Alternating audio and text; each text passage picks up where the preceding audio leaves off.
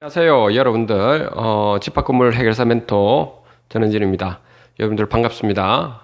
이제 새해도 얼마 남지 않았습니다. 그렇죠?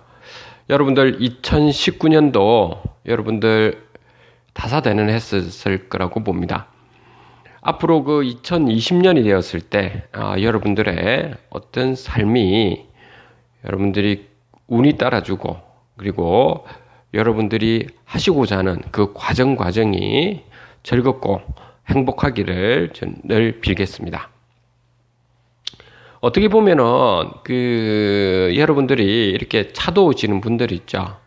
멀리서부터 해서 가까운 곳에서도 그렇고 이곳저곳에서 찾아오셨을 때 억울하죠, 여러분들.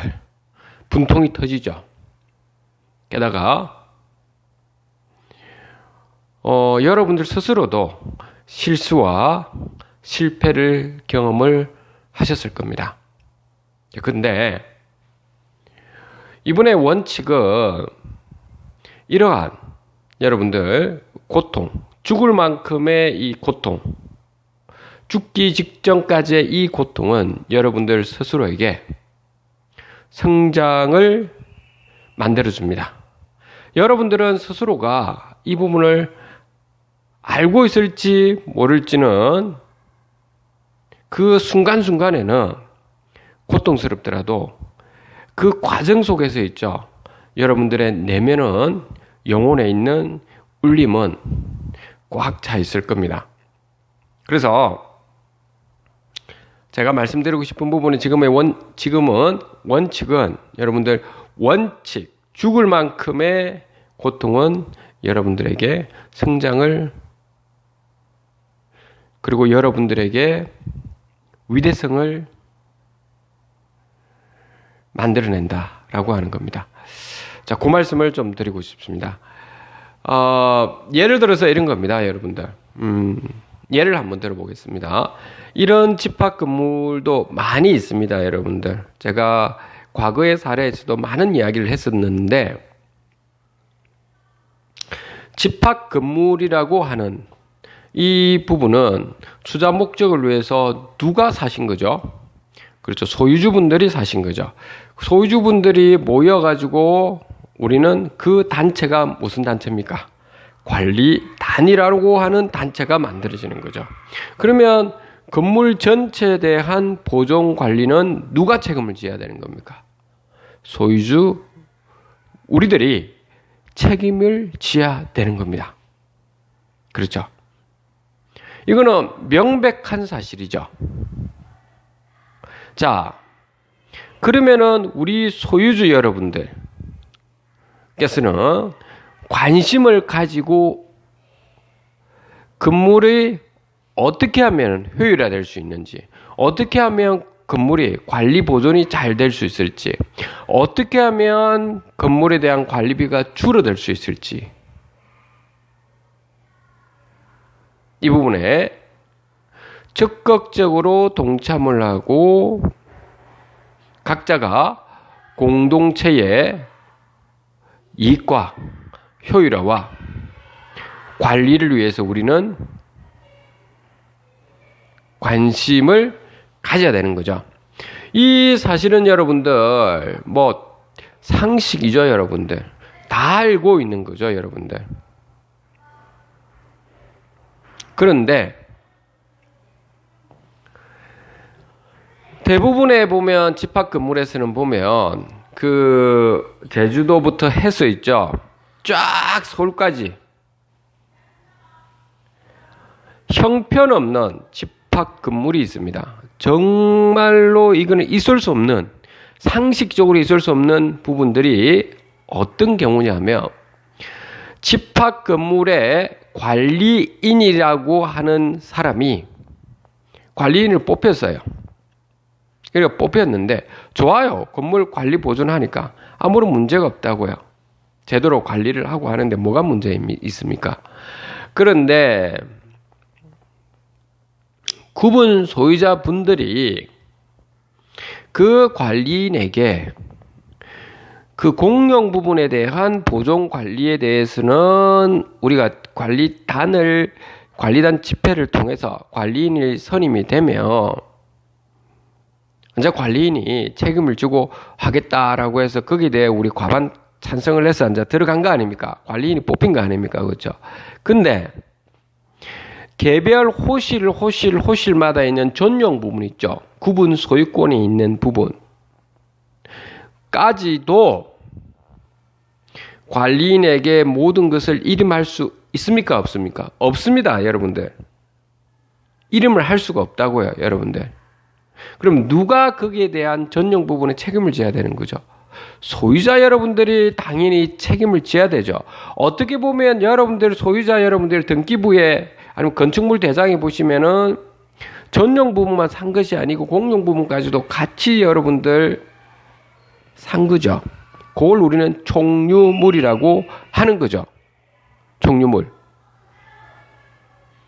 그러면 여러분들이 그 부분을 전부 다가 샀는데 문제가 여러분들이 뭐냐? 라고 한다면 이런 부분이죠. 여러분들, 소유자 여러분들이 대리로 해서 그 관리인에게 임대차를 맡겨도 되기는 합니다. 그렇지만 소유자가 반드시 계약서를 맺어야 되는 거죠. 소유자가 계약서를 반드시 임대차 계약서를 맺고 거기에 대리인 뒤에 첨부하는 거죠, 관리인. 그런데 제주도부터 해서 서울까지 쭉 보면 어떤 관리인이라는 사람이 자기가 그 관리단 집회에서 있죠. 모든 건물에 대한 관리 보존뿐만 아니고 전용 부분에 대해서도 자기가 모든 것을 임대차 계약이나 이런 것을 일임하도록 관리단 집회에서 한다는 겁니다. 그거는 무효가 되는 거죠. 있을 수 없는 거죠, 여러분들. 그럼에도 불구하고 소유자분들은 저를 포함해서 말하는 겁니다. 저도 소유자지 않습니까? 여러분들이 정확하게 하셔야 될 건데, 소유자 여러분들은 제가 과거에 한번 보십시오, 방송을. 굉장히 이기적이시죠. 공실이 되고 하니까 그분들한테 맡기시죠. 다 맡긴다고요. 좀 잘 좀 내놔라고. 맡긴다고요. 그러라고 맡기죠. 맡겨놓고 어떻게 합니까? 나중에 임차인이 들어오죠. 임차인 들어옵니다라고 했을 때 소유관계를 분명히 임대차 계약은 소유자 여러분이 적어야 되는데 그분들한테 관리인이나 이런 사람한테 맡겨버리는 거죠. 알아서 하시라고. 그리고 돈은 붙이라고. 통장으로 돈은 붙이라고 하죠. 그래서 통장으로 돈을 붙였겠죠. 그 관리인이. 매달 얼마씩 해가지고 자기 수수료는 좀 받아가겠죠. 뭐 그걸 수수료 받아가고 한번 그거는 상관은 없습니다. 그런데 이제 그렇게 하고 난 다음에 좀 나중에 되어서 관리인이 뭐 문제가 생기고 이럴 수가 있죠. 그런 관리인들은 대체적으로 횡령 배임을 또 많이 하는 경우도 있잖아요. 그렇죠? 그러면 그 사람을 쳐내고 새로운 관리인이 또 들어오죠. 들어와서 이 계약 관계는 무효다라는 식으로 해가 소송을 하는 경우도 많죠. 그렇죠? 그래서 소유주분들 또는 임차인분들한테 그런 말씀을 드려가지고 그 공동체에 있는 집합 건물이 다시 엉망이 되기 시작하죠. 엉망이 된다고요. 그러면 이런 사태가 만약에 발생하는 경우가 이 사태는 있죠, 여러분들. 우리 부산에서도 몇 군데 있어요. 제가 이거 한두 번 연락 받은 것도 아니고요. 그런데 저는 첫째 잘못은 누군지 압니까? 첫째가 여러분들 소유자 여러분들이 성찰하셔야 됩니다. 어떻게 여러분들이 그 임대차 계약서를 그분들한테 맡길 수가 있습니까? 관리인한테. 있을 수 없는 건데 여러분들은 도장을 찍어주죠. 집회할 때도 그거는 무효인데도 그냥 사인을 해주죠. 관리인이 알아서 잘 할 거라고 하죠. 있을 수 없는 건 무효 사유라니까요. 그래서 박수를 치죠. 잘 할 거라고 하고. 그래야 통장에 돈은 싹싹 받고 있죠. 근데 나중에 되어가지고 그 관리인이 뭐 문제가 있다. 도둑질을 많이 했다. 이제 거기엔 소문이 나죠. 그러면 또 어떻게 합니까? 또 그래 되면 여러분들은 계약을 한 적이 없다. 임대차 계약을 나는 한 적이 없기 때문에 발뺌을 하죠. 그리고 새로운 관리인 쪽으로 달라붙기 시작하죠. 또 그 관리인도 도둑질 또 하기 시작하죠. 왜 그런 도둑질을 한다는 겁니까? 본인은 도둑질을 했다고 안 할 수 있어요. 근데 왜 저는 그것이 잘못됐느냐라고 하면 새로운 관리인이 형성을 되는 것까지는 좋아. 그런데 우리는 중요한 거는 거기는 집합 건물은 공동체죠, 우리가. 그러면 이 공동체의 문제점을 해결할 수 있는 방안을 들어가야 되는데 앞에 있는 관리인이 잘못됐다는 것에 대해서 치고 들어가죠. 근데 앞에 있는 관리인은 본인은 개별로 계약을 했겠죠. 구분 소유자하고. 그러니까 별 문제가 없었을 거라고요. 소송권에서. 그렇게 소송은 소송대로 남발하고 게다가 앞에 있는 관리인과 계약을 한 임차인들이나 있을 거 아닙니까? 그분들을 다 박살내버리죠. 그러면 건물이 다 죽는 거죠, 여러분들. 그렇게 하면 안 된다고요, 여러분들.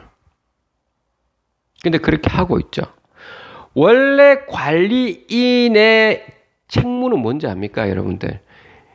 그게 공용 부분에 건물의 보존 관리, 그리고 효율화. 게다가 우리가 하자 부분 있죠. 건물의 하자 부분에 대해서. 그 부분은 신속하게, 정확하게 시행을 하고 난 뒤에 하자들이 많은 것을 하자 진단 업체나 이걸 통해서 진단을 받고 그 시공사에 또는 시행사에 하자를 해달라고 요청을 하고 요청을 안 해줬을 때는 거기에 따른 적절한 법적 절차를 거치고 이런 과정을 거쳐서 건물 관리 보존과 그리고 관리비를 줄여줄 수 있는 효율화에 초점을 두는 것이 관리인의 책무인데도 불구하고 오히려 그 소유주 그리고 임차인들 간에 이간질을 시키고 소송을 남발하고 하는 사람은 관리인이 될 자격이 없는 거죠. 정치적으로 노는 거죠, 그 사람들. 공동체 전체를 망하게 만드는 지름길이죠. 그런데도 불구하고 자기는 선구자라고 이야기하죠. 여러분들 과거에 보시면 영화에서 보면 우리들의 일그러진 영웅이라고 있습니다. 여러분들 그가 과거에 아주 과거에 꼬맹이들 초등학교 꼬맹이들 중에서 힘 좀 자랑하면서 쓰는 애들 있죠. 자기 말 안 들으면 딱합해져. 힘으로 눌러버리는 거죠. 그렇게 여러분들이 하는 것이 너무나도 많다는 거죠. 집합 건물에. 그게 어째 관리인이 될 수가 있겠습니까? 그 사람이. 자기 직무에 충실해야 되죠. 관리인이라는 존재는. 지금 과거에 예를 들어서 그런 부분에 임대차 계약을 관리인이 마음대로 했다든지 아니면 동의를 받았는데 구체적인 계약서가 없다든지 이렇게가 동의를 받아 했다. 그 계약서가 없더라도 뭐 통장에 돈은 주고받고 한 건 있겠죠. 뭐 이런 사태가 만약에 벌어졌을 때 그러면 관리인은 실질적으로 과거에 있는 도둑놈은 물론 쫓아내야 되죠. 그쵸? 근데 새롭게 앉아 관리인이 되면 관리단 집회나 이런 데서 다시 모여가지고 소유주분들 여러분들하고 모여서 솔직하게 말씀을 드리고 이런 사실관계를 그리고 문제를 어떻게 하면 해결할 수 있을까에 초점을 줘야 되는데 뭐가 소송을 내가 뭐 날리고 어떻다느니 이런 이야기를 하죠. 그러면 안 되죠. 첫째는 어떻게 됩니까 여러분들? 그렇죠. 그 일대 관리인이시다면 그 관리인과 임대차 계약을 맺은 임차인이 있을 거 아닙니까? 그러면 그분 둘이서 했던 것은 계약 관계는 유효한 거죠. 그 두 관계는. 그렇죠? 물론 소유주와의 임차인하고 계약은 안 했기 때문에 그거는 무효가 되는데 일종의 이중 계약을 하니 안 하니 이런 부분이죠. 근데 우리가 이제 실질적으로 들어갈 때 여기에 있는 일대 관리인이라고 하는 이 사람과 임차인하고 계약을 했을 때 임차인은 아무런 있죠. 아무런 문제가 없는 거죠. 왜? 임차인은 자기가 그렇게 요 일대 관리인이 주인한테 다 동의서를 다 받았다고 이야기를 했고 그리고 진짜냐고 물어보니까 진짜라고요. 그 사인도 다 받았다 라고 한다면 그런 줄 알고 있을 거잖아요. 그렇잖아요. 아무것도 모르잖아요. 그러니까 계약을 했죠. 그런데 임차인은 다음부터는 그렇게 하시면 안 됩니다. 그런 게 대부분은 그런데 그런 경우가 많아가지고 제가 피해 사례들이 많아서 제가 그런 말씀드립니다. 소유자하고 계약을 하셔야 된다고요. 다음부터는 다들. 근데 그러면 우리가 2대 관리인이 됐으면 진정한 관리인이라면 여기 있는 그 1대 관리인이 있죠. 관리인에 대해서 이야기할 게 아니고 막 소송을 걸고 뭐가 죽일 놈이네 살릴 놈 이렇게 하시면 안 되고 그리고 임차인도 뭐 계약이 잘못됐더니 너 나가라 아이가 명도 소송을 해서 이직거리를 하는 경우가 있는데 그건 관리인이 아닙니다. 그 사람은 여러분들 건물을 망치는 지름길이라고요. 여러분들. 그러니까 뭐가 문제가 해결되겠습니까? 상처만 입지. 그리고 나서 이제 다 떠나고 나면 그 뭐 임차인 들어올 것 같습니까? 그건 아니라고요, 여러분들. 여러분들이 내면을 보십시오. 소유자 여러분. 그래서 내가 답답하더라고요. 우리가 관리단에 있는 분들이 다 주인이라고요. 관리단에 있는 분들이 책임을 져야 되고 권리와 의무를 다지고 있는데 여러분들 스스로가 냉철하게 보시라고요. 냉철하게. 무슨 공동체에 도움이 됩니까, 그것이? 그러면 어떻게 해야 되는데요? 어떻게 하기는 그 2대 관리인은 그분은 나가셔야 됩니다. 일단은 그렇게 만약에 하고 있다면 그러면 새롭게 여러분들이 관리단 집회에서 관리인을 뽑았는데 그 관리인이 있죠. 그 임차인하고 계약을 잘못했죠. 그럼 임차인을 일단은 만나십시오. 그러니까 임차인한테도 어떻게 하셔야 됩니까? 그렇죠. 임차인한테 잘못은 전혀 없다라고 하셔야 되죠. 임차인 잘못이 없죠, 이 사람은. 이 사람은 요 일대 관리인하고 이렇게 계약을 했는 상황이 전혀 관련이 없다. 뭐, 친척지간이고, 뭐, 어떤, 만약에 옆에서 그런 사람이 아니고서는 관련이 없는 거죠. 관련이 없다는 걸 알면, 관련이 없다고 말씀을 드리고, 그 임차인한테는, 이 부분은 어떻게 해결해야 되는지를 말씀을 드려야죠. 고생이 많으시다고 하고 저희가 이것을 해결하는 방법을 알려주겠다라고 하시고 그러면 해결 방법이 무엇입니까? 라고 한다면 일대 관리인과 계약한 것은 잘못됐기 때문에 그 관리인이 소유주분들하고 계약을 본인은 다 했다고 하니까 그 관리인과는 잘못됐기 때문에 요거 사기, 횡령 배임으로 일단 형사 고소를 하시라라고 해도 왜 계약은 요 당사자인데 이 관리인이 일대 관리인이 뭘 했습니까? 사기친 거잖아요. 사기친 거. 그렇게 말씀을 하십시오. 그러면 쫓겨나야 됩니까? 임차인이 두려워하잖아요. 그런 건 아닙니다. 제가 제가 말씀을 해보겠습니다. 소유주분들한테 다 말씀을 드리고 그 억울한 점을 말씀을 드리겠습니다. 임차인한테. 소유주분들하고 우리 집회를 해서. 그리고 거기에 대해서 나중에 사기라 횡령배임으로 잡혀갑니다. 이제. 그리고 민사사건으로 손해배상으로 해서 보증금이나 다 받아내고 나면 그러면 다시 지금 소유자분들 있죠. 구분 소유자분들과 개별로 다시 임대차 계약을 맺도록 소유자분들하고 연결을 시켜드리고 이렇게 하겠습니다. 라고 하는 것이 관리인이 하는 거라고요.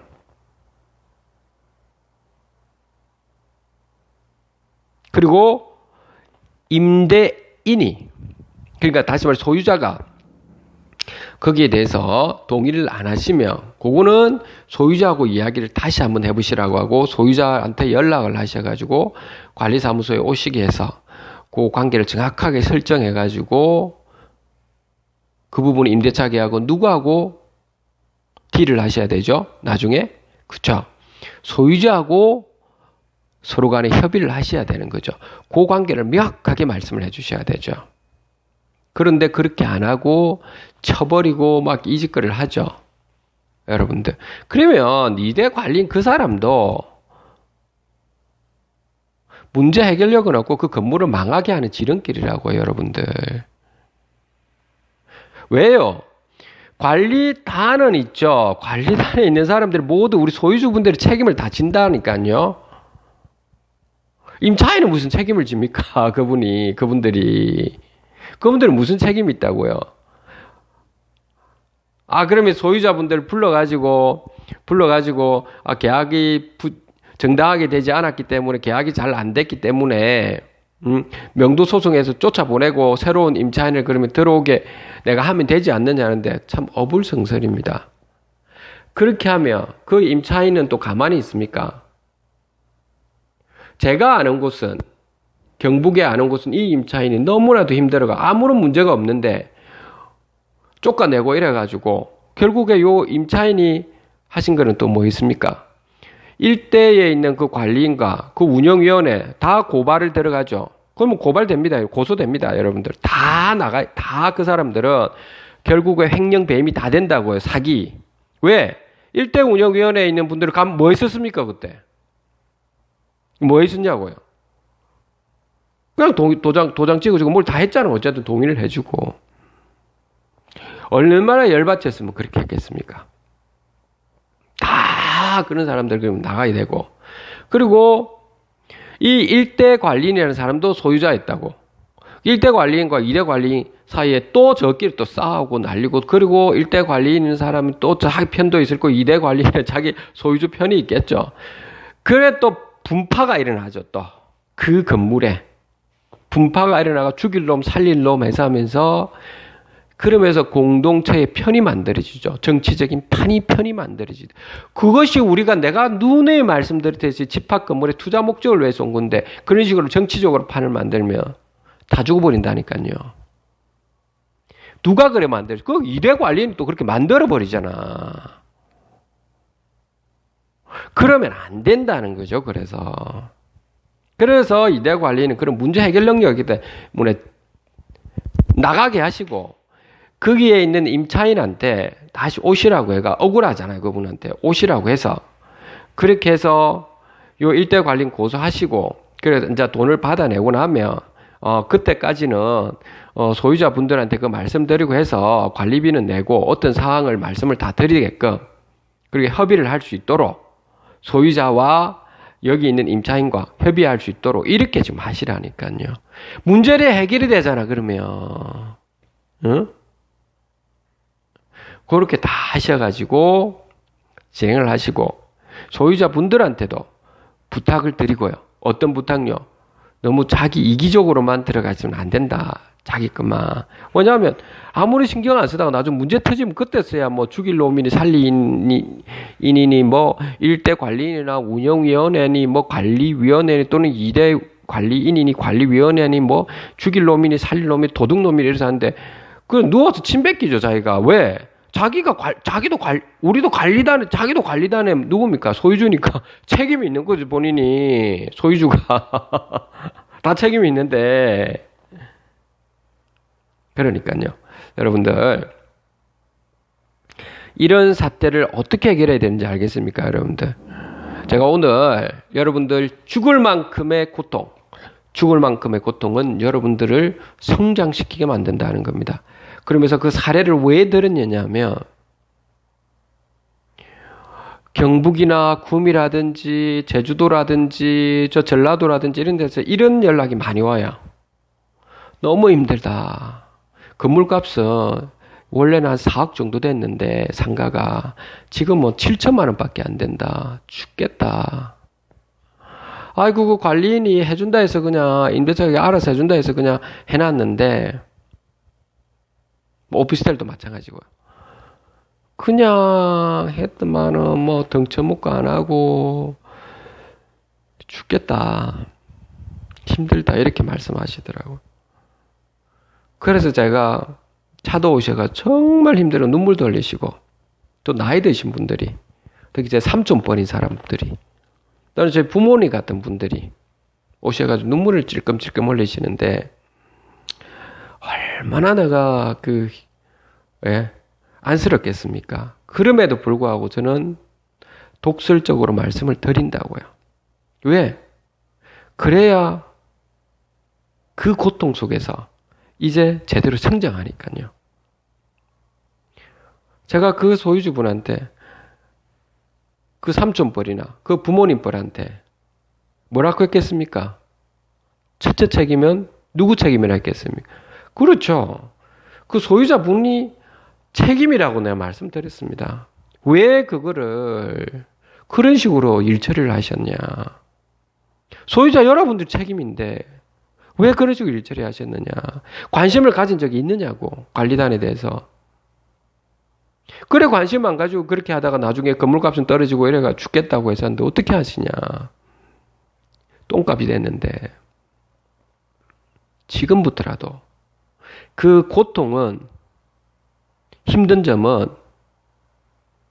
이제 성장의 발판이 되니 지금부터라도 다시 사람들과 모아서 진심으로 말씀을 드리고 소유자분들한테 그래서 다시 공동체를 활성화시킬 수 있는 방안 그리고 억울한 임차인들에 대해서는 안아갈 수 있고 그리고 새롭게 관리인을 바르게 되어 있는 관리인을 뽑아서 도둑놈은 잡되 문제를 어떻게 하면 해결할 수 있는 방향 공동체 전체가 활성화될 수 있는 방향 미래 가치가 성장할 수 있는 방향, 재산권이 보존되고 재산권의 미래 가치가 성장할 수 있는 방향에 초점을 맞춰서 지금부터라도 나아가시라고 말씀을 드리거든요.